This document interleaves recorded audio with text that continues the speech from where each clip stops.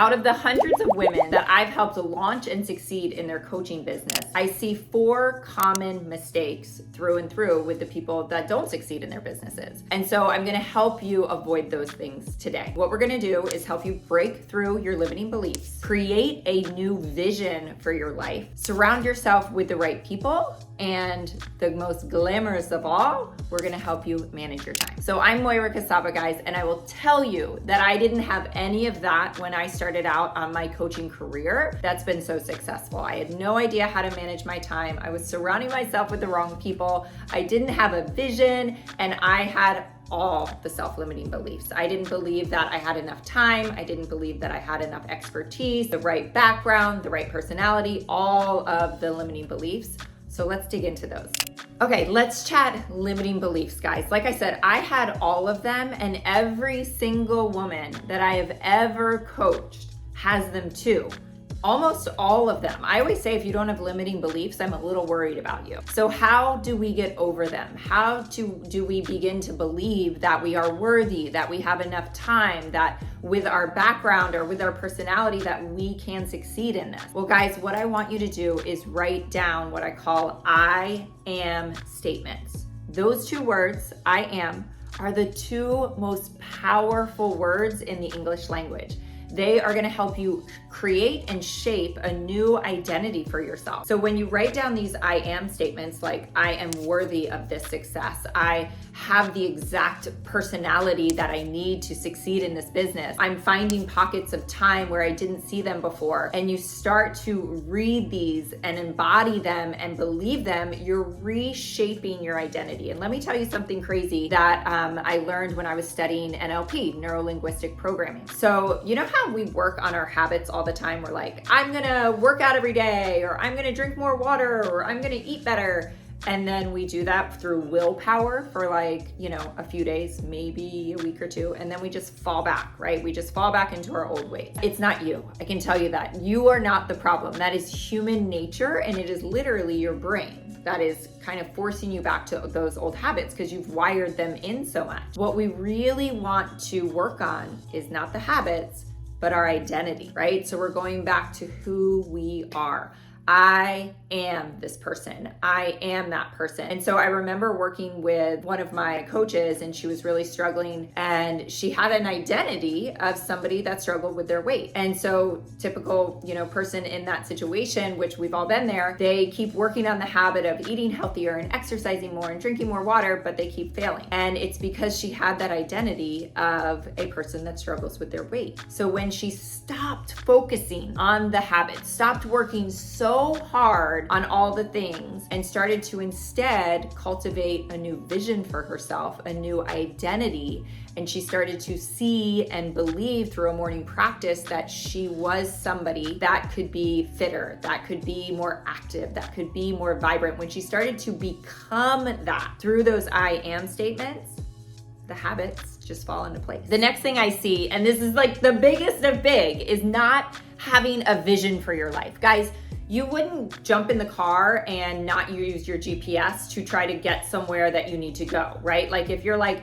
I'm getting in my car for a road trip. I have no idea where I'm going, but I'm just gonna, try to figure it out as I go. You're never gonna get there. So you have to have a vision for your life. You have to have goals, right? You gotta know why you're doing what you're doing. I always say, focus on the why, and the how will show up, right? When we know why we're doing something, when we know where we're going, we are motivated. Every single day, stuff comes up in my life, right? Every single day, monkey wrenches are thrown at me and derail me from the tasks that I need to do to meet the goals that I want to meet. But I know what those goals are, and I know the why behind them. I know the vision. So people ask me a lot of times, well, what's the difference between goals and vision? And I always say, goals are kind of like metrics, right?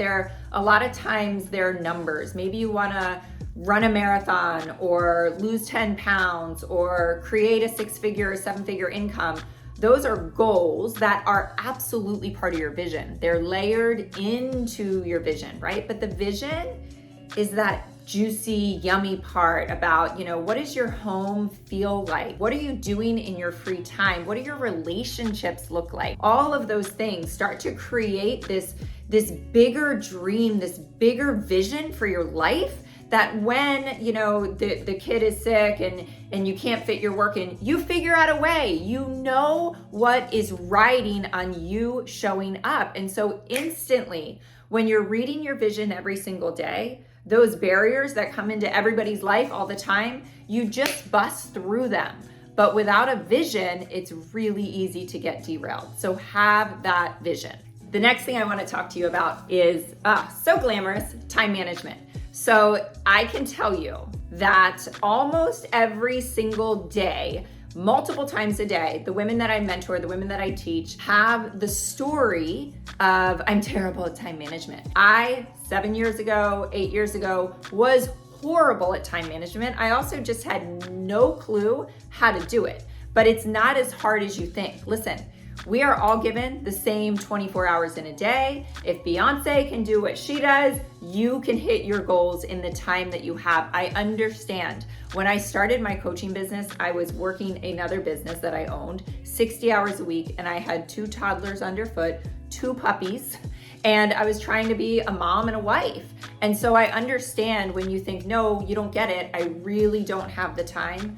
Guys, we have so much more time than we think. We have time in the car. We have time while we're folding laundry, while we're cooking dinner, that we can plug in a podcast or plug in a training or hop on a call at 9 o'clock at night once you put the kids to bed. I said for a long time, when I started to have a lot of success in my business, that I swear I built a wildly successful business in the time that I used to watch Real Housewives of whatever city, right? Like, we have so much more time than we think, but we are wasting so much of it. I'm gonna tell you a quick little story that I remember at one point in my business, I really recognized that I was like, I should be getting on a quick call with all of my emerging coaches that are really kind of hungry for success, and just give them like a quick little meeting and a touch spot every single week. And I looked at my schedule and I was like, it was booked solid, right? I have no time. And all of a sudden I was like, if I really dig into this,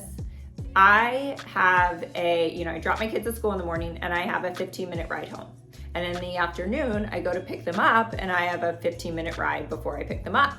And so I started to schedule in meetings in those 15-minute pockets of time. And guys, all of a sudden I was doing 10 one-on-one mentorship calls in the drive time to kid drop off and pick up. The biggest tips I can give you is take time on a Sunday night to just glance over your week, schedule in your appointments. But here's the thing, if you're trying to build any type of coaching business and maybe it's a side hustle, maybe you don't have, 6-8 hours a day to devote to it, you've got to treat it like you would a doctor's appointment, a dentist appointment, an important meeting. You have to schedule it in. That is where you have to be the CEO of your life. You have to be the CEO of your time, and just take those time blocks and figure out, what am I doing from 8 to 9? What am I doing from 9 to 10? What am I doing from 10 to 3? And then for me, I also like to teach the concept of time block your different hats, right? I am a podcaster. I am an author. I am a wife and a mom. I am a coach and a business owner. I'm a speaker. So I have to look at my entire week and time block when I'm wearing whatever hat it is. When I'm working on my coaching business and I get school emails or, phone calls about kids stuff, I don't take the calls. I don't open up the emails because that is not the hat that I'm wearing. But here's the beauty of this system. When you switch gears and say you go pick up the kids and it's the afternoon and you're, in your mom mode, then you're not answering the work emails. You're not answering the business emails, and you don't feel stressed to do that because you worked so efficiently before that you can now just be a mom. Last but not least, you guys, this is a hard one. It can be. surrounding yourself with the wrong people. You have to protect your dreams and your goals. And I also just want to remind you that so often, because I've walked this path with almost every relationship in my life, so often the people that are closest to you are the people that are going to doubt where you're going, that are going to doubt what you want to accomplish. And so I just want to give you some tips here. Sometimes you got to keep those close to your heart, right? There are relationships that for the time being, it's going to be better to just maybe not even share what your big goals are and your big dreams are, because you know those people are going to roll their eyes or try to talk themselves out of it. There's other people in your life that are going to encourage you, right? Those are the people that you want to surround yourself with. And the best piece of advice, one of the best things I've ever heard in my career is never take advice from someone that is not where you want to go, right? If we're here and we want to be here, we want to take advice from these people, but we don't want to take advice from these people or even the people that are doing less than us. So often we let the opinion of people that are doing less than us dictate where we're going. That is insane. You've got to surround yourself with people that are encouraging you, people that are going to build you up, people that are going to push you on the hard days. You've got to find that inner circle. And I know that can be hard to find. And I will tell you, I didn't have it in the beginning. So here's where I'm going to tell you, here's the secret door to where they are. You can find them in books, in podcasts, on YouTube channels. You have to just surround yourself and flood your mind and your heart with those influences from those great thought leaders in the world that are going to encourage you every single step of the way. If you're watching something on YouTube or you're listening to an audio book, that can be your inner circle. That can be your daily influence. So choose wisely who you surround yourself with, because it is everything. So guys, you can break through the limiting beliefs. You can learn how to manage your time. You can take the time to write down your goals, write down your vision, and you can absolutely surround yourself with the right people. And by doing that, you're gonna avoid all the pitfalls that so many people come up against, and you're gonna start to see the success you wanna see. And if you're looking to scale your business, I have a mastermind just for that. So check it out in the link below.